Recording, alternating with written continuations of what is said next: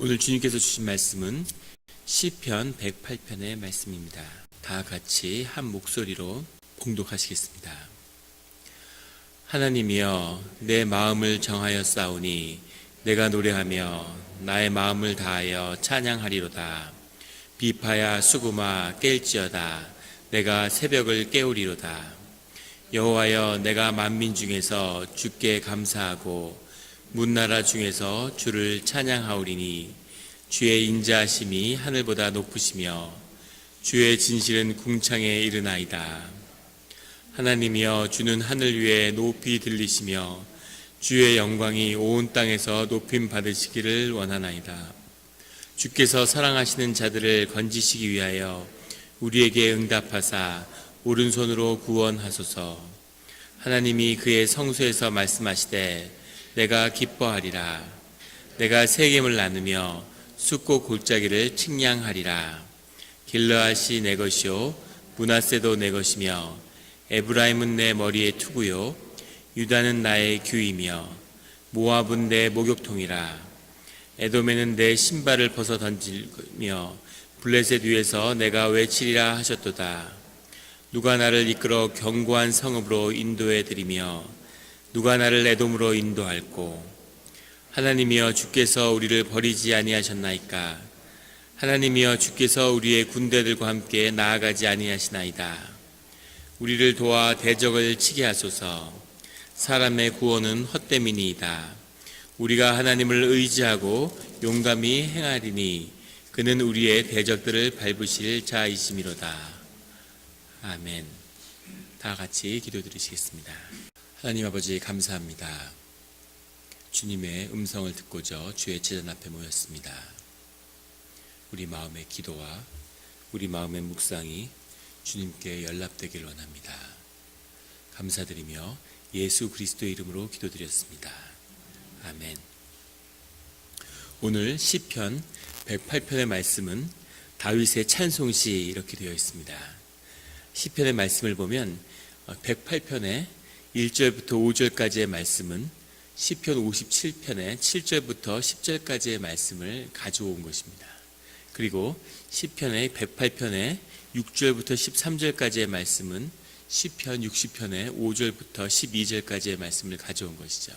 그래서 두 시편을 57편과 60편을 반반씩 이렇게 붙여놓은 것이 108편입니다.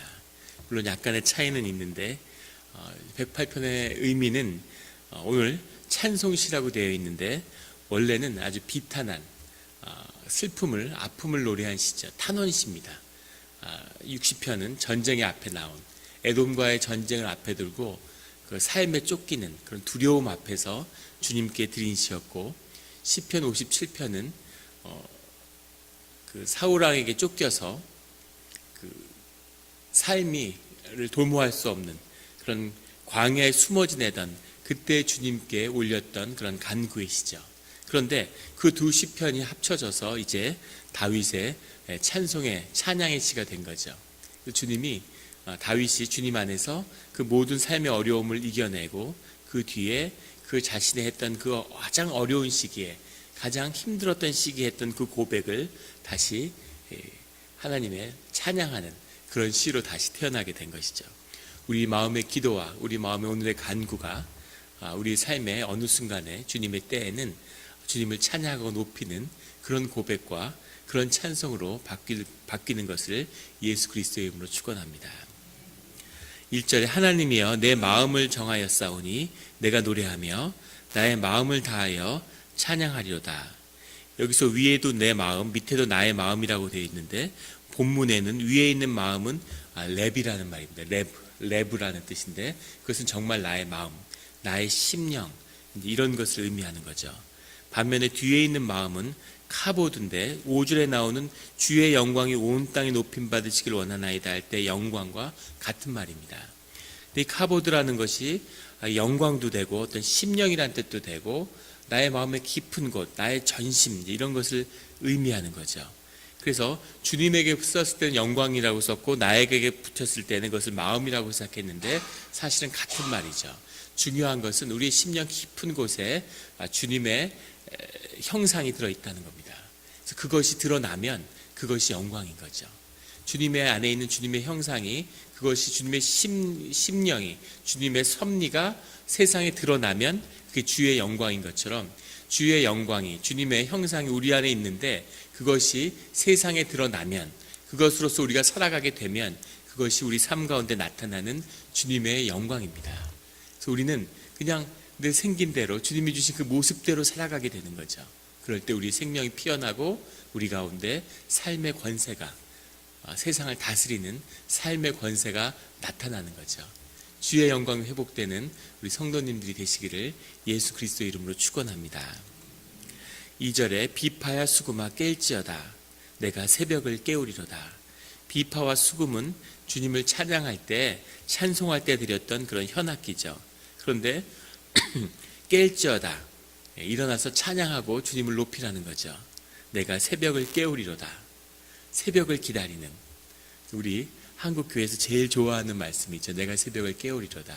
새벽 기도의 영성으로 그렇게 일어선 한국 교회이기 때문에 늘 이 말씀 가운데 큰 은혜를 경험하는 것이죠. 내가 새벽을 깨우리로다. 새벽을 깨운다는 것은 아침에 일어나자마자 우리의 심령 가운데, 우리의 아직 의식이 작동하고 우리의 생각이 일어나기 전에 우리의 깨끗한 마음 그대로 주님을 만나고 주님을 향해서 기도하겠다, 간구하겠다, 그런 뜻도 들어있고, 또 주님의 임재가 경험할 때 그것이 새로운 아침, 새로운 삶이 시작된다는 뜻이 들어있는 거죠.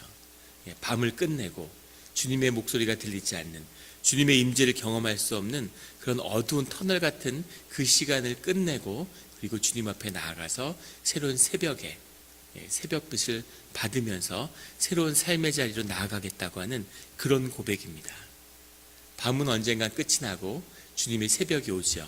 그런데 내가 새벽을 깨운다는 거죠. 문학적인 표현이지만 신학의 고백이고 자신의 주님을 향한 결단이죠. 내가 새벽을 깨우리로다. 내가 어두움 가운데 깨어서 주님을 향해 기도하고 주님을 찬양함으로 주님의 임재를 우리 가운데 모시겠다는 거죠. 늘 새벽을 깨우고 새벽 가운데 주님의 큰 은혜가 있는 우리 성도님들이 되시기를 예수 그리스도의 이름으로 축원합니다. 3절에 여호와여 내가 만민 중에 주께 감사하고 문 나라 중에서 주를 찬양하오리니. 만민 중에 주께 감사할 때 이 주는 아도나이죠. 주님, 종으로서 주님을 호칭하는 건데, 만민 중에 주께 감사한다, 문 나라 중에 주를 찬양한다는 것은 성경적으로는 이 표현이 종말론적인 견해를 담고 있습니다. 우리 계시록에도 이 표현이 나오는데, 주님 앞에서 마지막 때에 주님을 찬양하게 된다는 거죠. 주님 앞에 서서. 그것처럼 내가 마지막까지 환난 가운데 있더라도 끝까지 주님을 지켜서 마지막에 주님이 임재하실 때 그 앞에 내가 기다리고 주님을 영접하고 주님 앞에 서 있겠습니다 라는 고백을 주님 앞에 드리는 것입니다. 나의 신앙의 결단이죠. 새벽을 깨우는 그 마음으로 끝까지 주님의 고난 가운데 주님을 만나겠다는 겁니다. 제가 영국에서 공부할 때 마음의 도전을 받아서 수도원 생활을 잠깐 한 6개월 정도 했었는데, 거기 그때 그 수도원에서 많은 그 수도원들을 다녀보기도 하고 한 수도원에 있기도 했습니다. 그런데 수도원 생활에 헌신된 사람 분들이 계시죠. 수사가 돼서 쭉 수도원에서 평생을 사는 분들이 있는데, 그분들이 이렇게 세 가지의 유형이 있다고 그래요. 처음에 가장 큰 위기가 오는 건 20년이라고 합니다. 신앙의 생활을 시작해서 20년이 되면 근본적인 위기가 온다는 거죠. 20년이 됐을 때 수사들이 수도원을 많이 떠난답니다. 하나님을 믿고 따라왔는데, 그런데 하나님의 음성, 하나님의 임재를 깊이 느끼지 못하는 거죠. 그 신비를 경험하지 못하니까 삶이 메마르고 힘들고, 그리고 이게 무슨 의미가 있을까, 이런 생각이 드는 거죠. 또 하나님에 대한, 그렇다고 신뢰를 잃어버린 것도 아니죠. 하나님을 깊이 믿고 의지하는 마음이 있죠. 그런데 주님을 깊이 경험하지 못하면서 어떤 일이 생기냐면, 수도원을 떠나면서 이런 마음을 갖게 된다는 거죠. 주님은 어차피 나를 사랑하시고 내가 어떤 길을 가도 함께 하시고 나를 축복하시는 분인데, 굳이 내가 주님 때문에 여기 있을 이유가 뭐가 있나. 그리고 거기를 떠난다는 겁니다. 두 번째 부류의 사람은 그 어려움을 겪고 거기 남는데, 그런데 자신의 의지로 주님을 붙들겠다고 하고 남는 거죠. 내가 어떻게든 견디고 어떻게든 이 자리를 지키겠다. 이렇게 되면은 그 사람이 굉장히 율법적이 되고 그 아주 단단한 사람이 되는 거죠. 아주 그 독트린을 붙잡는, 주님의 삶은 이런 거여야 돼, 경건해야 돼, 참고 기다리는 거야, 이렇게. 그래서 주님을 붙들고 있지만 사실은 은혜가 없고 힘든 거죠. 그런 식의 삶을 살아간다는 겁니다. 세 번째 부류의 사람이 있는데, 세 번째 부류의 사람들은 주님이 계시지 않고 주님의 임재가 없기 때문에 그 삶의 고단한 앞에서 계속 고난을 경험한다는 거죠. 힘들고 지치고 아프지만 그 아픔을 계속 참고 그 자리에 서 있는 겁니다. 그 사람들은 다시 주님을 만나게 된다는 거죠. 임재하는 주님, 다시 찾아오시는 주님, 그 주님을 다시 경험하면서 새로운 삶의 자리에, 주님이 인도하시는 삶의 자리로 나아간다고 합니다. 비단 수도원뿐이 아니라 우리의 신앙의 삶을 의미하는 거죠. 주님은 날 사랑하시는데, 나는 구원받았는데 하면서 신앙의 길을 떠나는 그런 분도 있고, 신앙의 길을 떠나진 건 아니겠지만 주님의 임재 안에 있지 못하는 거죠. 또 어떤 분들은 내가 무조건 믿고 기도하고 경건하고 이렇게 하나님의 말씀을 지키고 아주 그 딱딱한 이런 사람이 되는 거죠. 힘든. 그런데 주님을 끝까지 아파하던 사람들은 다시 주님을 깊이 경험하는 그 은혜가 회복되는 그런 삶으로 나아간다는 겁니다. 우리가 마지막에 만민 가운데 주께 찬양하는, 주께 감사하는 우리가 되기를 기도하는 이 새벽이 되기를 예수 그리스도 이름으로 찬양합니다. 4절에 주의 인자하심이 하늘보다 높으시며 주의 진실은 궁창에 이르나이다. 주의 인자하심이라는 건 헤세드죠. 우리 성경에 아주 중요한 핵심적인 그런 고백 중에 하나인데, 주님의 성품이죠. 우리의 모든 어떠한 일을 우리가 주 가운데 경험했다 하더라도 결국은 우리를 만나주시고 우리를 구원하시는 주님은 주님의 인자하심 때문이라는, 주님의 은혜 때문이라고 하는 그 고백이 임하는 겁니다. 주님의 인자하심이 우리에게 가장 높아 보이는 그 하늘보다도 더 크다는 거죠. 주의 진실은, 주의 진실이라는 것도 에메트라는 건데, 어떨 땐 성실함이라고도 번역을 하고 어떨 땐 진실함이라고도 번역을 하는데, 주님이 주님의 뜻을, 주님이 이루고자 하는 일을 끝까지 반드시 이루시는 주님이라고 하는 거죠. 주님의 성품을 표현하는 중요한 표현입니다. 인자하심이 있고 주님의 성실하심이, 진실하심이 우리를 주장하고 지키시는 거죠. 그 진실이 궁창에까지 이르나이다. 궁창이라고 하는 것은 이것을 우리는 궁창이라고 해석했는데 크라우드, 안개 이런 뜻인데 창세기부터 나오는 단어죠. 모든 세상에 하나님의 피조물 그 밖에 있는 그 어떤 질서가 아직 부여되지 않은 어떤 창조의 물질, 이런 것이 궁창입니다. 샥 이런 단어였던 것 같은데, 근데 이 단어가 궁창이 우리가 만든 이 세계를 이렇게 두르고 있다고, 그렇게 이제 유대인들은 믿었던 거죠. 그래서 노아의 홍수를 우리는 이제 비가 많이 내려서 물이 차오른 것으로 그렇게 묘사하지만, 성경의 본문을 보면 주님이 궁창을 연 거죠. 위에 궁창을 트고 밑에 궁창을 터서 세계를 다시 혼돈 가운데 만드시는 거죠. 그래서 아주 신화적인 세계관 같지만 또 오히려 또 현대 물리학은 이런 식의 세계의 구성을 지지하는 방향으로 가고 있죠. 하나님이 창조의 질서를 부여하지 않은 그런 상태에 있는 우주, 아직 구체적으로 주님이 만드시지 않은 우리를 향한 그것이 궁창인데, 주님의 그 진실하심이 세상의 모든 만들어진 피조물 가운데는 물론이거니와 그 너머에 있는 아주 본질적인 그런 모든 존재 가운데 주님의 임재가 함께하고 있다는 거죠. 5절에 하나님이여 주는 하늘 위에 높이 들리시며 주의 영광이 온 땅에서 높임 받으시기를 원하나이다. 주님의 영광과 주님의 통치와 주님의 위엄이 높아지는 곳에 주님의 자녀가 높임을 받는 거죠. 그 은혜가 함께 하시기를 예수 그리스도 이름으로 축원합니다. 6절에 주께서 사랑하시는 자들을 건지시기 위하여 우리에게 응답하사 오른손으로 구원하소서. 주님의 오른손은 늘 주님의 능력을 의미하는 거죠. 주님이 우리를 구원하실 것입니다 라고 하는 고백입니다. 광야에 숨어서 사울의 군대에 쫓기며 그 십지역, 십평야에서 그 10사람들, 배신한 10사람들과 사울의 병사들에게 쫓기면서 죽음의 위기에 있는 그 가운데 다윗이 주님의 영광을 찬양한 거죠. 주님의 임재와 기도 가운데 주님을 보지 못한 사람이 자신이 지금 당장 내일을 도모할 수 없는 오늘 하루를 어떻게 살아갈까 숨어서 동굴 안에서 떨고 있는데 이런 기도를 드린 거예요. 이것이 기도의 비밀이죠. 이것이 주님이 행하시는 주님의 구원의 비밀입니다. 늘 우리의 구원이 환경에 있지 아니하고 우리의 심령에 있고 우리의 심령이 진정한 삶의 실체라는 것을 우리 성서의 기자들은 경험하고 고백하고 우리에게 그것을 증거하고 있는 거죠. 우리는 세상에 속아서 현상이 바뀌면, 환경이 바뀌면, 조건이 바뀌면 내 마음이 좋아지겠지, 내가 좀 살만하겠지 그렇게 생각하는데 그렇지 않죠. 늘 우리 심령이 회복될 때, 우리의 마음이 회복될 때 그때 우리의 환경이 변화되는 거죠. 항상 영이 먼저입니다. 다윗이 그것을 경험하는 거죠.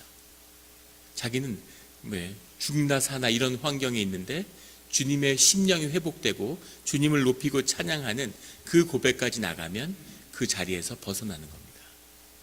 물론 새로운 고난이 기다리고 있지만 그것을 이기는 능력이 나를 채워줘서 새로운 삶의 자리로 나가는 거죠.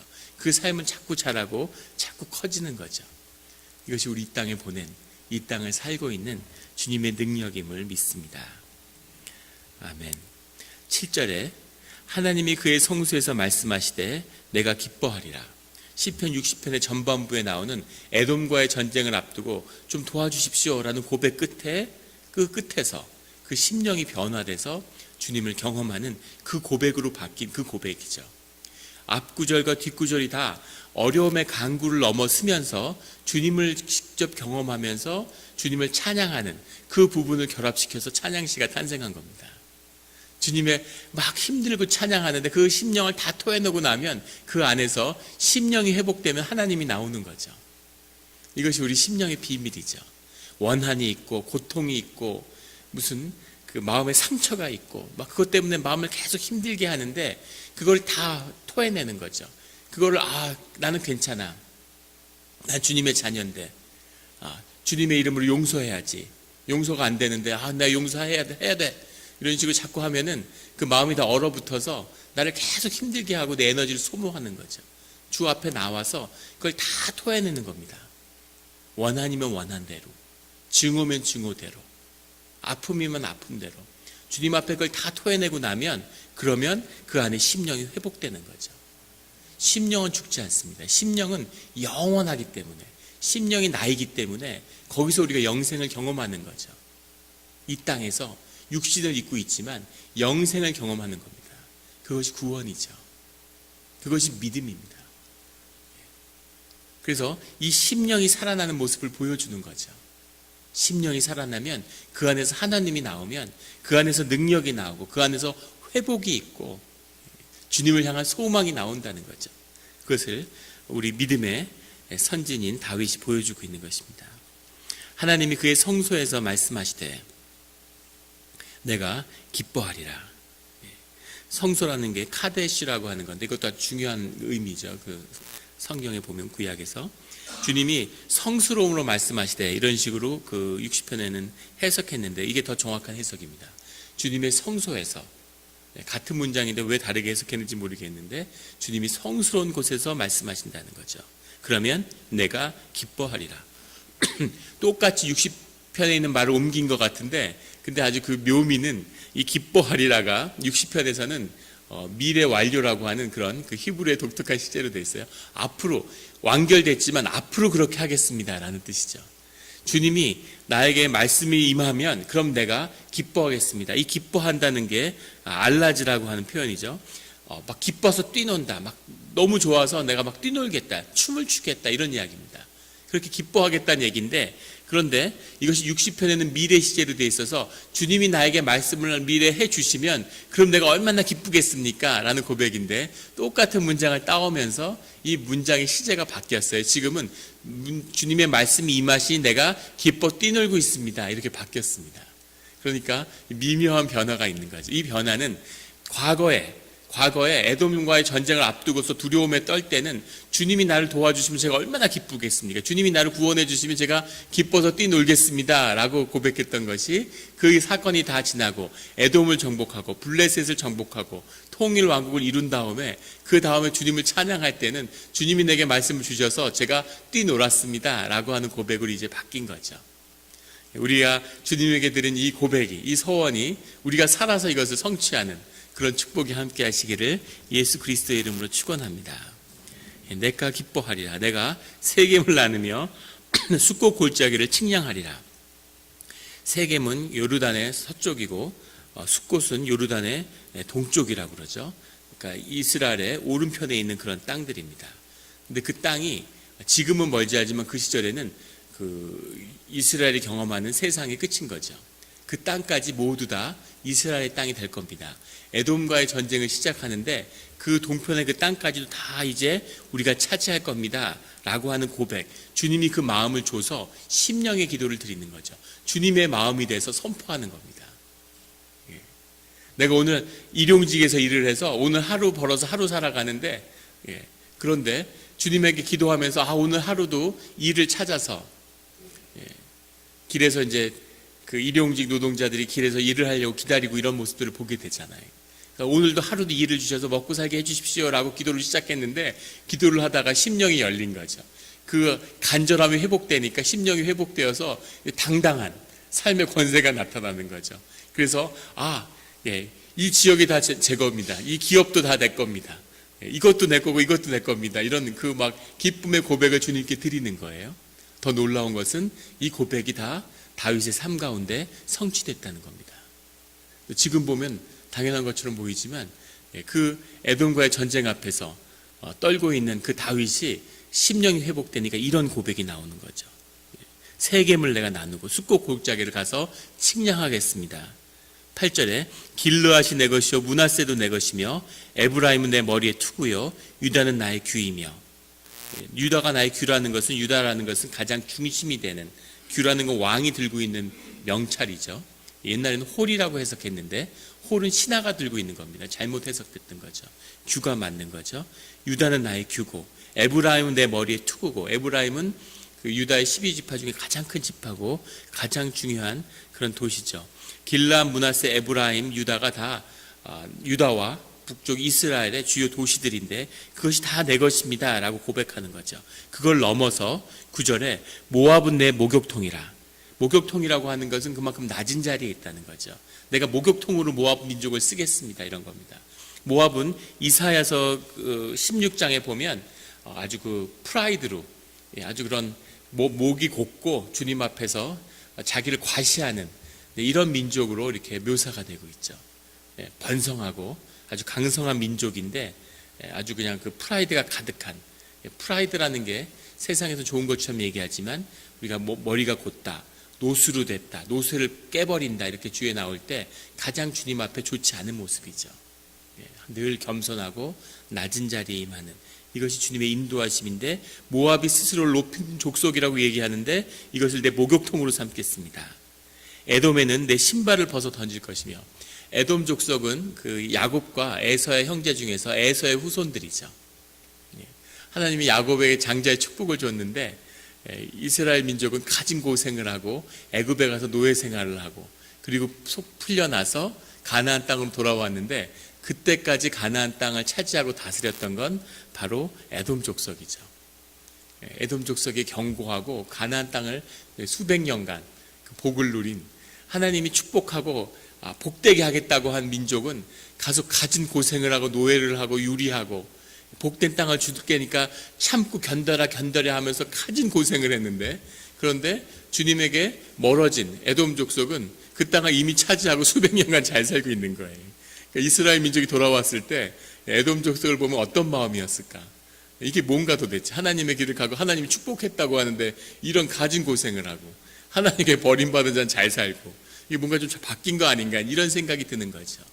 그런데 주님이 이스라엘 민족과 애굽에서 광야에서 늘 함께 하시고 그 민족을 주님의 민족으로, 주님의 분량으로 키워 가신다는 거죠. 우리가 세상의 눈으로 세상의 현상을 그냥 우리 마음 가운데 투사되는 그 실제에 부딪혀 있으면 결코 이 진실을 보지 못하는 겁니다. 심령의 실체를, 깊은 곳에 있는 우리 영의 진실을 마주하는 자만이 주님이 인도하시는 그 뜻이, 그 축복이 무엇인지를 보는 거죠. 주님이 주시는 그 시간과 공간이라고 하는 이 현실이라고 하는 것에 우리의 육체가 묶여 있는데 우리 영은 묶여 있지 않죠. 시편의 고백은 그것을 넘어서는 영의 자유로움을, 시간에 묶이지 않은 그 영의 자유로운 움직임을 말해주고 있는 거예요.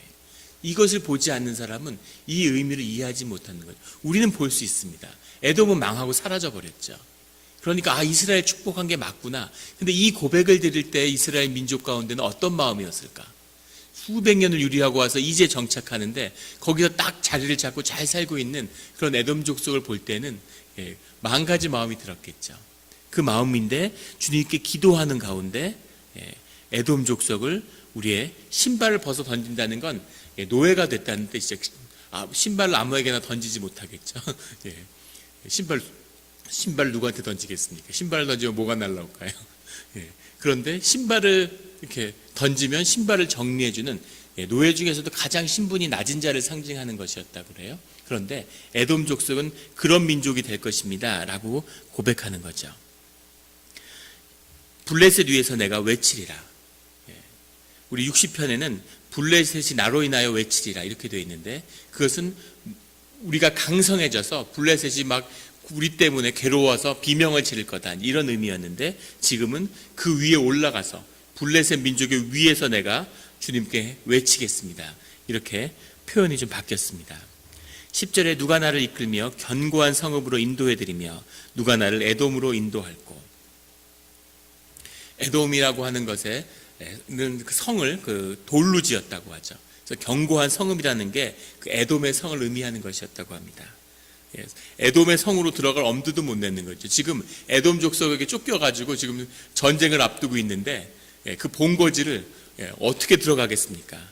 누가 에돔을 내가 정복할 수 있게 해줄까? 그것은 주님밖에 없다, 이런 고백이죠.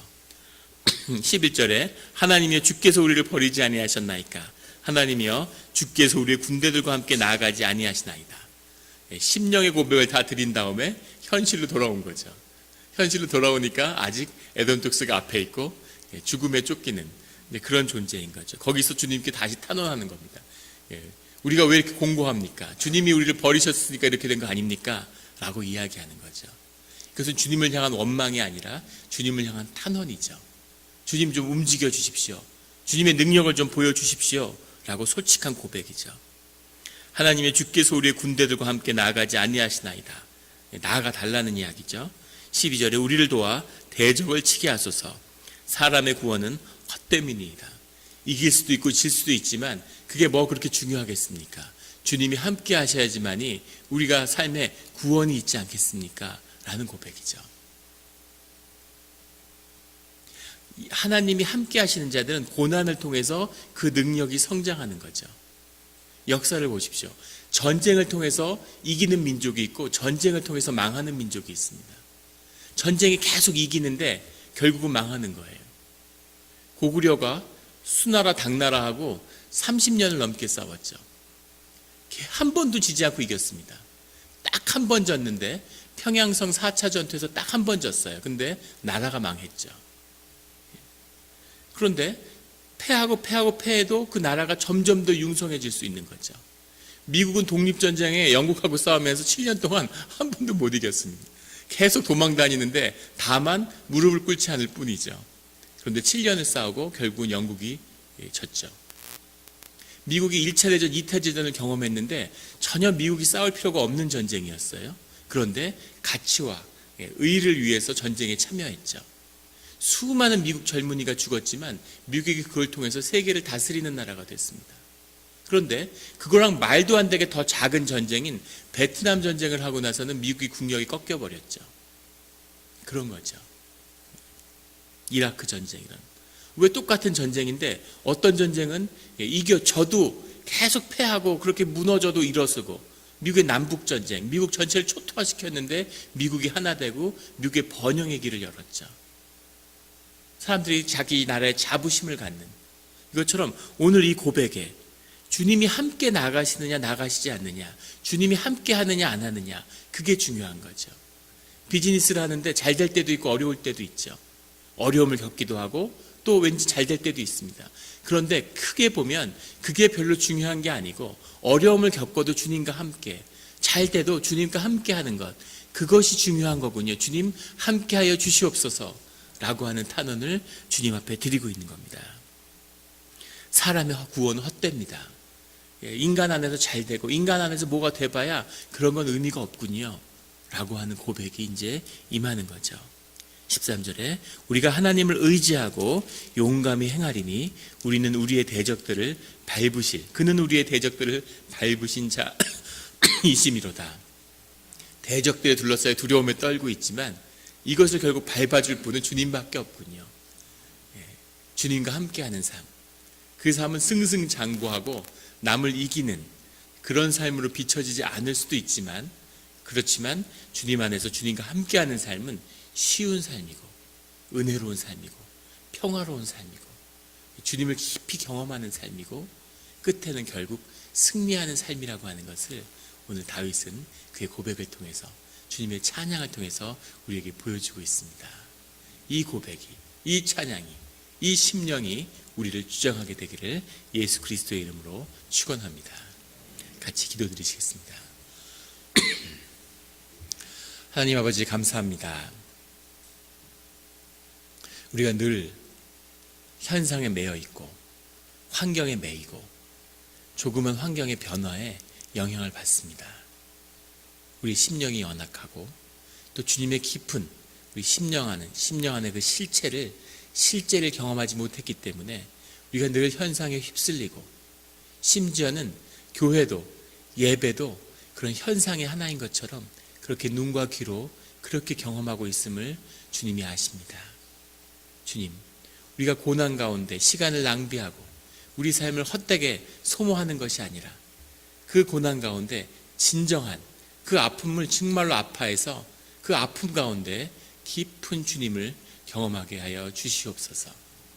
우리의 심령 안에서 주님을 만남으로 우리의 심령이 회복되고 주님과 우리와 함께함으로 정말 그 삶의 실체가 현상을 변화시키는, 현상의 모든 것이 그 실체에 따라 변화하는, 내가 변하면 세상이 변하는 그 주님의 이 영의 섭리가, 이 신비가 풀어지는 우리의 삶, 우리의 가족, 이 교회가 되게 하여 주시옵소서.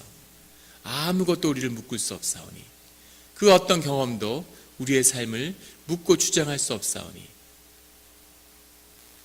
노새 대문과 그 모든 새로 된 착오를 깨버린 예수 그리스도의 보혈의 은혜가 우리의 삶을 주장하게 하여 주시옵소서.